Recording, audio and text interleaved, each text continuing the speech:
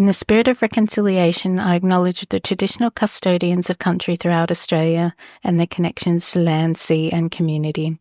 I pay my respects to their elders past and present and extend that respect to all Aboriginal and Torres Strait Island peoples today. Welcome to Totally Lit, the podcast celebrating reading, writing and creating literature. I'm your host, Ky Garvey. Thank you for listening.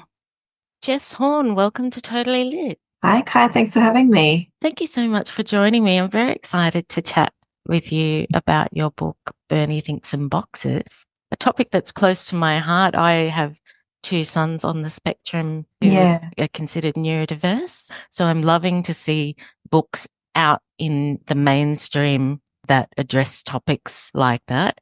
Would you like to tell me a little bit about the book? Yeah, no worries. So Bernie Thinks in Boxes, written by me, illustrated by Zoe Bennett and published by Affirm Press, is about Bernie who categorizes her world into boxes. So she's got boxes for school, for the park, even for breakfast, lunch and dinner. And when she can fit her thoughts into boxes, they make sense. So when she's invited to a birthday party of a school friend to be held at the park, she finds her school box and her park box colliding, and she becomes overwhelmed by that. So while she isn't able to stay at the party, she finds another way to celebrate her friend's birthday that's a little bit less out of the box for her. Amazing. And would you like to share the inspiration for your story? Is it taken from real life? It was initially just me reflecting on how I think and sort of coming up with a phrase for that, which was, I think in boxes. And I had a little bit of a laugh about that because, I like to interpret things literally and I find that funny. So I was like, imagine myself sitting in a box thinking. And I just kind of got this visual of like a page in a book where, Bernie thinks in boxes, but not like this. And you've got a kid sitting in a box thinking. So that's sort of where the idea originated. And then I just really wanted to turn that into a story about my way of thinking and just sharing a different perspective, I guess. Yeah, it took me a very long time to get that one right, though. I don't think anyone realizes the journey that a manuscript takes when you sit down and write something and you've got a bit of a concept and it can go through so many reiterations before it's actually on the shelf. Did you want to share a little bit about that experience? Yeah, I mean, this is one that I started writing, I think it was like probably 2021. And I started writing it might have been the year before that, actually, because I started writing it before I got my autism diagnosis. It started out as a male character who was trying to initially solve this problem of how he could stay at this birthday party and be involved and sort of push his own needs to the side, essentially. And it wasn't until after I got my diagnosis and I was able to start unpacking that a little bit that I was, able to work out where the story was going wrong, why it was working. And I was like, hang on a second. This kid who I then had by then turned into Bernie, this kid doesn't need to stay at this party. There's other ways that we can do this celebration that sort of fit within her comfort level. So yeah, that was a bit of a journey. Probably took me about a year. And then, from there I sort of started pitching. Amazing. And I see on your website that you have 3 more contracts. I do. That is so exciting. Are they also on similar topics or have you branched out into different areas? 2 of them are. So I've got 2 coming out with Hardy Grant with the Bright Light imprint. And one of them is on sort of, I guess, more of like an ADHD type theme, but just sort of creative thinking as well. One of them is a Rainbow Families theme, which is also reflective of my life, my family. And then the next one that I've just signed with Affirm Press is going to be sort of like almost a partner book for Bernie. So it's on similar themes. Yeah. Oh, that's amazing. And I'm so pleased to hear that there's some publishers embracing inclusivity and diversity because it's if kids are seeing that in their books, they can then translate it into their lives as well. Yeah, I think it's really important. I mean, and we're seeing, many more books now about diversity. And I think the more that we see characters, like a diverse range of characters in books that even that aren't necessarily labeled as such, the more sort of, and I say this like with quote marks, but like normal or typical, these characters become, if kids just start seeing a big range in books, then it's reflective of real life. And I think that's important. I would have loved a book like yours when I was raising my boys. They're both 18 and 21 now. And often people would think of them as those type of kids. When my guys got their diagnosis, it wasn't as common for our kids to be on the spectrum or well, I'll clarify that, diagnosed as being on the spectrum. So I think there's been a Mm. lot of people in the past that it just hasn't been diagnosed, but now it's much more prevalent and people are now opening their eyes and understanding what lived experience is for someone that is on the spectrum or is neurodiverse. Yeah, I think there's definitely a lot more awareness and understanding about autism now. And obviously over the years, like the diagnostic criteria have changed, sort of lost Asperger's from the DSM, I believe, and Mm, sort of, it's adjusted itself over time. But also I think, yeah, there have been so many people in the past that have been missed or misdiagnosed and have are now starting to discover this as adults, like myself. And yeah, it's nice to see like this increasing awareness, I guess. It can only be a good thing for people to understand themselves and the people around them. and did you start writing your books prior to your diagnosis? Yeah, I mean, I've always loved writing, and the topics vary. Like as much as my first one is Burning Things in Boxes, and I've got a few others on similar topics. I do also write funny, rhyming, silly things, and Oh, I've amazing. Yeah. always loved writing, and it's just kind of whatever comes to mind. It's just been that I think those topics that I write are the ones that have really stood out to the publishers because they are a little bit different, I guess. Mm, But yeah, I've been like a lifelong writer. It's only been probably the last maybe 4 or 5 years that I've been really focused on writing a book and getting it published. I guess prior to that, I didn't know it was a thing I could do for some reason. Like, just like you just write things and keep them to yourself. mm. It didn't occur to me, I guess, yeah, that I could do it. And now here I I'm so am. glad that it did occur to you because now you've got what, four beautiful books which will be out in the world, which will be Yep. great for our kids. How have you felt sharing your own diagnosis as part of promoting the book? I think, to be honest, the book was a push for me to do it, I guess, because I didn't want to just put this book out there and it be like, and not tell the true story behind it. Yeah. But at the same time, I did keep my diagnosis on the down low for a long time. Mm, I didn't tell many people, and I still don't tell people really outside of the writing world, to be honest. Like if I'm talking about my book, I'll talk about it, but otherwise, it's not something that I bring up a lot. And I think part of that, this is definitely not the right approach. I'm not saying everyone should be like this, but I think part of it is very much like that imposter syndrome of like, mm, you know, there's plenty of people out there who would still doubt that or question that about me, and I'm not ready to mm. have those conversations just yet. Like it's still something that I'm working through. Yeah, I'm I always happy can. to chat Right. about it, but it's just Mm. yeah, I'm getting there. Yeah. Well, I think too, all of us are just people. So when I walk up to someone and introduce myself, I'm like, "Hi, I'm Kylie," or Kai for the listeners. But I don't then say I am neurotypical, I am heterosexual. I don't say, "Oh, by the way, my origins are from the UK." Like, Yeah. and like everybody just wants to be treated like a person. Yeah, Um, exactly. Yeah. so And I don't feel the need to sort of, walk up, shake hands and say, "Hi, I'm autistic." Like, yeah, yeah, I don't feel the need to do that. But like I guess it is more for me personally, it's just been amazing to learn about myself, start reflecting on things that have happened in the past, why I behave the way that I do. I think it's more a personal journey, and which of course I will bring people on in my life as needed. yeah, Yeah. yeah. I do think that once you start emerging as an established author, it does give you a voice though. So if you have certain platforms or ideas where you would like to support kids from your own lived experience, it gives you that opportunity to share it if you want to. Yeah. But you can also keep things to yourself as well in terms of this is who I am as an author, so your brand that you have, and this is who I am as a person Yeah. that you can keep to You yourself. can you can you can separate things into boxes, can't you? Yes. I know Kate Foster, author, does an amazing job of speaking openly about her diagnosis and her journey with kids. And I definitely like aspire to be like that one day. Yeah, once I Do a shout find a out. Hi, Kate Foster. Hi We love Kate. you. Yeah, no, she does an amazing job. I have a few manuscripts which based on some of my son's experiences growing up. But I guess it would be I'm a neurotypical person trying to write neurodiverse stories. And even though I do have the observation of their experiences, I don't have the lived experience myself in those situations. And so I've been submitting them to publishers and they haven't been landing. And I'm like, oh, I wonder if I'm just trying to share an experience that isn't actually mine in some ways.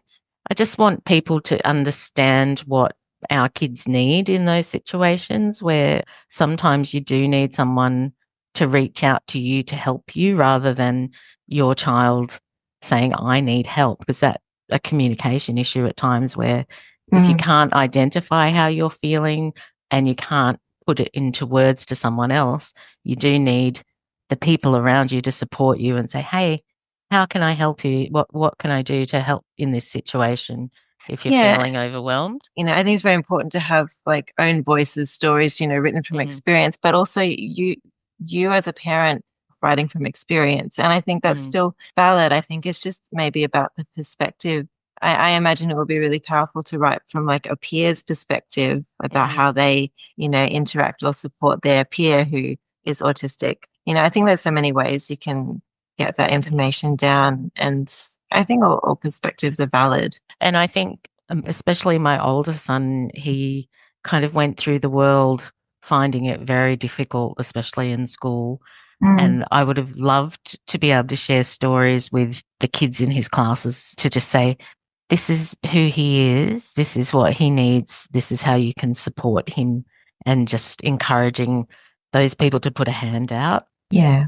Because when you're like, life is confusing when you're a kid anyway, but then when you start adding in neurodiversity as well, sometimes it's a confusing place. I think the world is very confusing. I find myself constantly confused about everything, so I can relate to that. Changing the topic randomly, but okay. It's been interesting hearing people's feedback on Bernie, because when I wrote it, like obviously I wrote it from my perspective and how my head works, but it's been really interesting and kind of humbling, I guess, to hear people say, oh my gosh, that makes sense. Oh, that clicks with me. Oh, that's, represents the way my kid works or thinks really well or whatever. I don't think I completely realized what I was writing when I wrote it, when I wrote it, in the sense that I was just putting down how I thought on a page, not really realizing that not everyone necessarily thought that way at the time. Yeah. So it's been interesting to hear people's perspectives on that. As soon as I saw your book, I was like, oh, that's amazing. Because I had a little boy who had all of his blocks lined up all along the hallway and trains. Everything was all put in the order that he thought in. And so I identified with the book straight away. And I love that the illustrations, Bernie looks like she's got a pair of Doc Martens on, which I thought was very cool.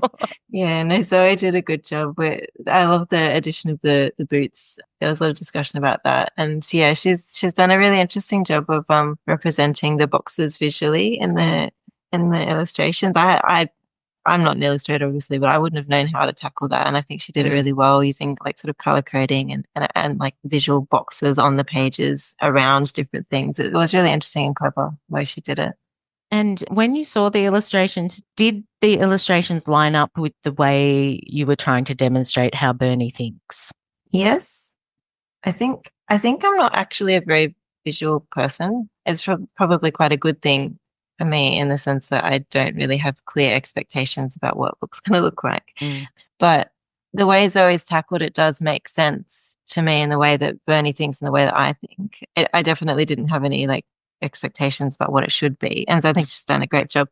It's tricky to explain, because whilst we have Bernie, thinking in some very clear, concrete boxes, like Zoe's got pictures for, a medical box or a holiday box or sports, or, we've got a box for mum or a box for the teacher, or whatever it might be.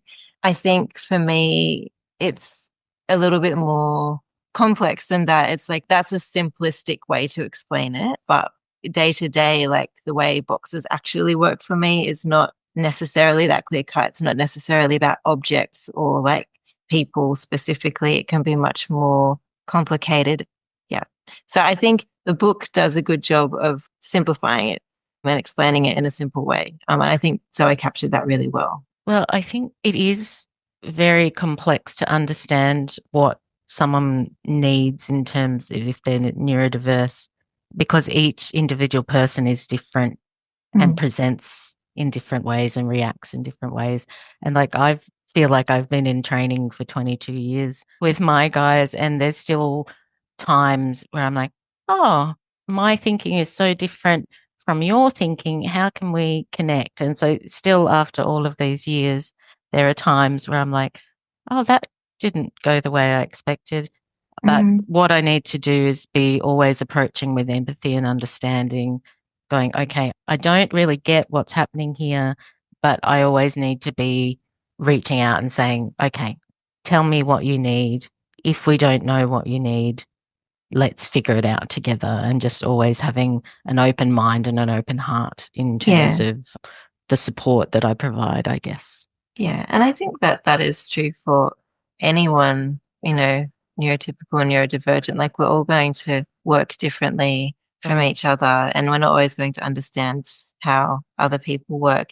My son is autistic, and he does a lot of things and thinks a lot of things very similarly to me. And I can see his brain ticking. I can see how it's working for him. And we actually clash a lot for that reason. I think because we're both like, well, I need it to be like this. And it's like, well, I need it to be like this. And I can see what's going on because we're both working the same way, but it doesn't actually always make it easier. Sometimes it makes it harder because we both need things our own way, and it doesn't always mesh. So even understanding where people are coming from, it doesn't always fix it. You know, I think it's just human interaction is not always easy. No. Yeah, we have some interesting clashes in our house too, just where we're not on the same page, and it can be difficult to work together to be moving in the same direction and go, okay, this is the goal that we want to achieve together. How do we do that in a calm, sensible way instead of getting a bit heated or clashing in that way? I sometimes describe it as like being a negotiator. And especially if things have escalated, it's okay, let's step back a bit. Yes. How can we make this work? And this is the gift of parenting as well, isn't it? Forever a negotiator. And family relationships can be complex at the best of times. So is your son old enough to have read your book? Yeah, he is a good critic as well. I showed him. He's 9, by the way. I showed him a news story yesterday, and he's like, "Oh, yeah, it's good. It's funny here. It's a little bit boring here, and I think that you've resolved the problem too quickly, Mum. I think it needs some." Oh, excellent! Because I spent so much time talking to him about stories. It was like a proud mom moment when he picked that up for me. Like, excellent feedback, Olga. Maybe there's writing in his future as well. Maybe he does love to do a bit of a comic. Very can cool. see him heading into that. But yeah, no, he's very intent on working for the people who created Minecraft. He wants to go and work for them. So that's his big goal. Yeah. And what about young readers? Have you had feedback from kids on what they think about the story? I guess actually it's probably been more from their parents and librarians and things, because that's usually who, contacts me on social media and that sort of thing. I have gone out to read the book to a bunch of different groups, preschool and school age, and they've all been really engaged. I've had some really interesting comments. Like I remember speaking to one school group where I said, we can all think in boxes, like we've all got boxes. It's just whether or not they're important to us. And I was trying to basically touch on how we can categorize things, right? Yeah. But some people, it doesn't matter. And some people, it's important. And this kid put his hand up and he's like, oh, but I don't have boxes in my head at all. All of my thoughts are swimming around there. Like they're just all over the place. It was just really interesting to be able to have that moment of, oh, I've got this kid is thinking about how he thinks. And that's really cool and interesting. And I love that he was able to reflect on that. So it's those little moments that are really nice with kids. And have you noticed a different response from neurotypical kids and neurodiverse kids? I think kids are so open-minded when they're young, they may not even identify. I mean, to be honest, I haven't really split kids up into groups of neurodivergent and neurotypical to read it and find None out. Of them are in boxes. I'm not sure. I just read it to them and, they all seemed fairly fairly interested. I think some probably are a bit like, I don't get it. And I think it's one of those books that you need to read close up. You need to look at the pictures. You need to read it a few times. Like there's a lot to unpack in it. Yep. I love that I've used the word unpack twice in this conversation because it's related to boxes, although Yes. it's not. And I just feel the need to point that out. And your book's been included in book packs in Victoria. Did you want to share a bit about that? Yeah, that's exciting. Yeah. That was unexpected, exciting news. I found out the day after it was released. I didn't actually know that it was being put forward for this. So the Victorian government does prep bags each year where the school kids get 5 books along with some other learning resources, I think, in a bag when they're starting school. And yeah, Bernie was selected to be one of those 5. Fantastic. So that'll be going out to, I've been told it's about 65,000 Victorian school starters next year. Amazing. That's wonderful. Yeah, it'd be like the little, little paperback copies of it. Sold out print run there. That's amazing. Yeah. Yeah. No, I think it's a special order. I'm not sure how they're doing that exactly, but publisher's job. But yeah, it's exciting. It's nice to know that so many kids will get a chance to be prompted to think about thinking, I guess. Yeah. It is an interesting thing. Like even at my age, I'm closer to 50 than 40 these days. And that you sometimes don't really think about your own thinking in that I often look back and go, why have I been doing this every day the same for this many years when I know it's not working for me? Why not change some of that behavior? And yeah, just even with your daily work going, oh, actually, I always do this way. Maybe it's time to change it up and do it a different way because it might be more effective, but not really acknowledging or looking at, okay, what style of thinker am I?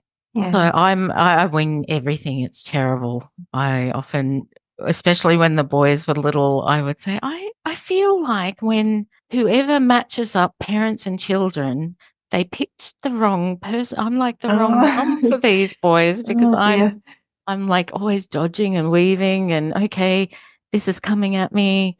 That's okay. I'll just change this. And then I have these 2 rigid little boys who even if I put 2 white socks on them and one might have had a bit of one might be a smooth sock and the other one might have a little bit of a stripe in it and there would be no way they would be wearing those socks. And I'm like, nobody can tell the difference. It's fine.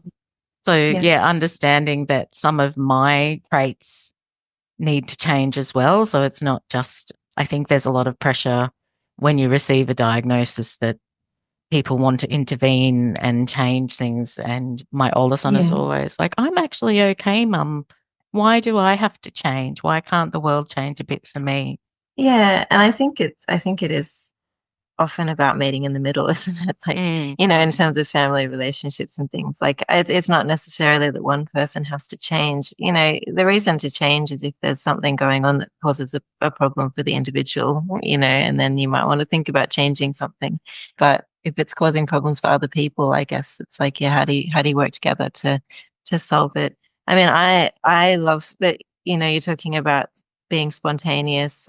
I try really hard. I like the idea of being spontaneous, but I can't seem to do spontaneous without accidentally planning it. So it's like I will plan to be spontaneous and it just becomes planned. Like I actually don't know. For example, if people go on a holiday, I really struggle to plan a night away because it's like, well, what are we going to do? Where are we going to stay? What are we going to eat?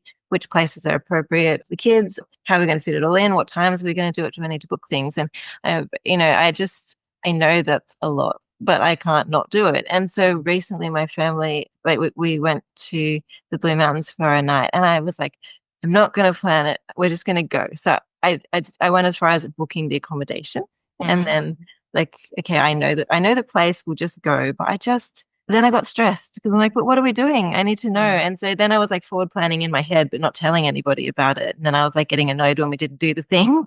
I was like planning in my head. But I just don't know how people are spontaneous. I physically can't do it. I can't just be like, oh, I'll just do this thing now. Like I don't know how people do it. Where's my head in? There's nothing wrong with being organized though either. Like if it's what having a bit of structure in life is helpful. because yeah. then your life runs smoothly. I think a little from both columns would be useful. Yeah. But I found I went to the BSAB conference yesterday, which is the Brisbane Story Arts. Oh, yeah. I found because I'd had such a big week and there was I did have a few, I guess, meltdowns that I dealt with during the week that were a little bit stressful. And by the time I'd got to the conference, I hate the word meltdowns, by the way. We were having issues identifying what emotions we were having during the week. And so I was feeling quite, I guess, heightened. And there were a few times where I'm like, oh, actually, I just need to step away and have a little bit of quiet time because I've seen lots of people. I have a few assessments. And so that cumulative effect of having a big week and also feeling a little bit out of, like, especially with assessments, because there's no control over that. And you're sort of putting your work out and you're giving someone your heart and saying, please don't hate what I've written.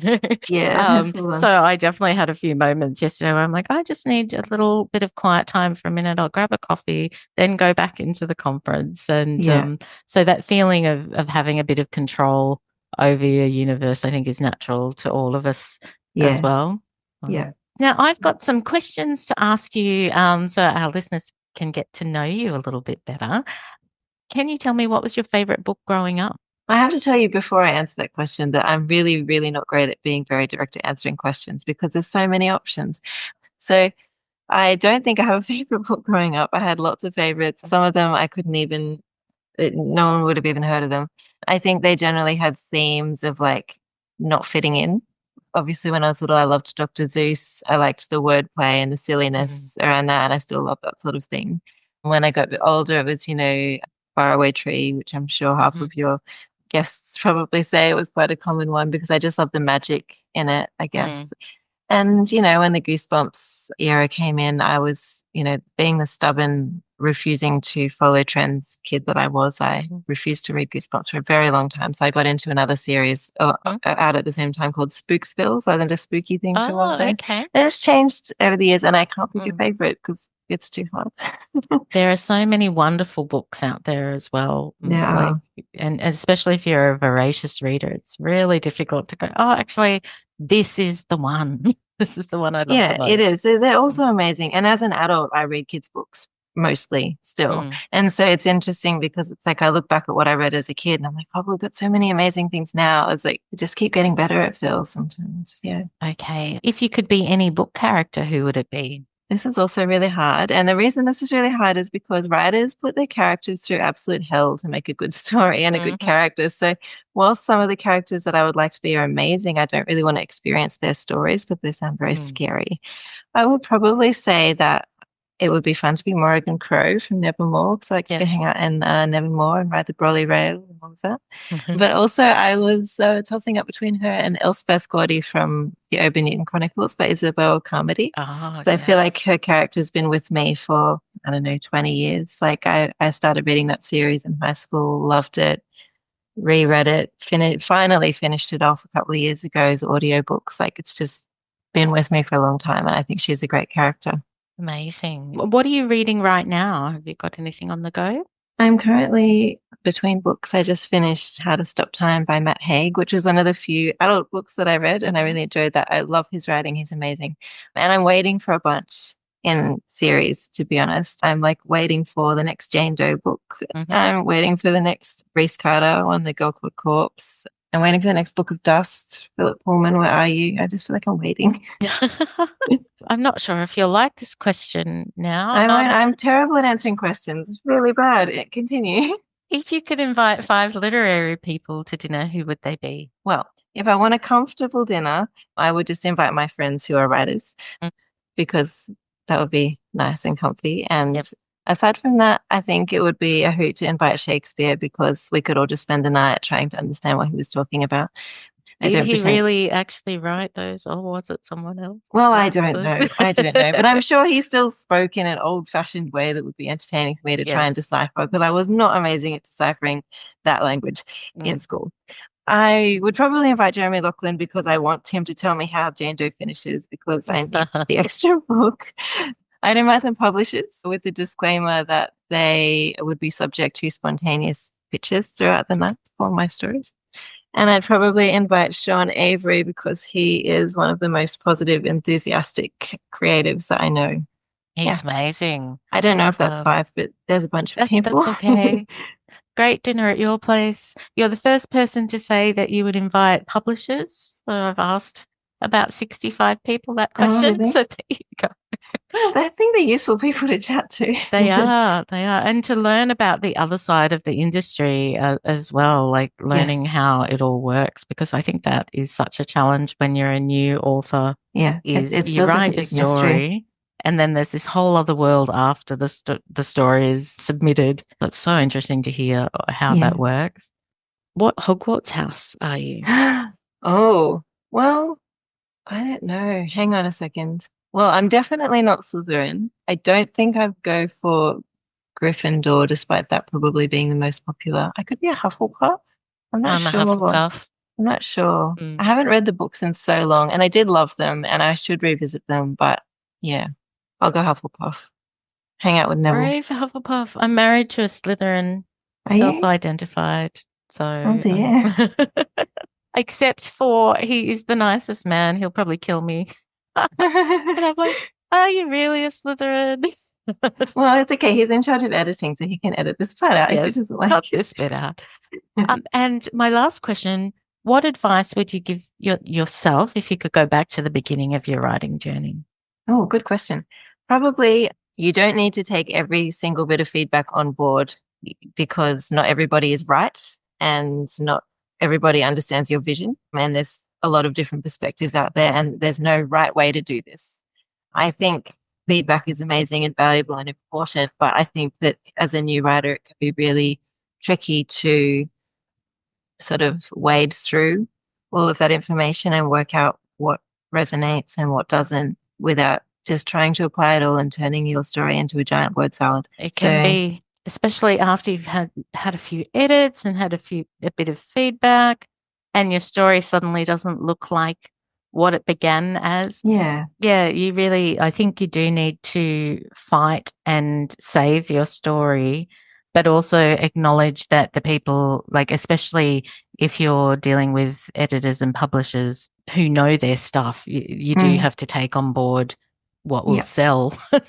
Yeah, I mean, definitely. I'm not saying don't listen to feedback. I'm just saying you can't apply all of it at once. Yeah, and 100%. Like the two books that I've got coming out with Heidi Grant, I wouldn't say completely rewrote them, but I did a lot of structural work on them after they were signed. And taking the advice and sort of doing that work with the editor there has been amazing and so valuable. So definitely, feedback is worth it. It's just you can't do it all.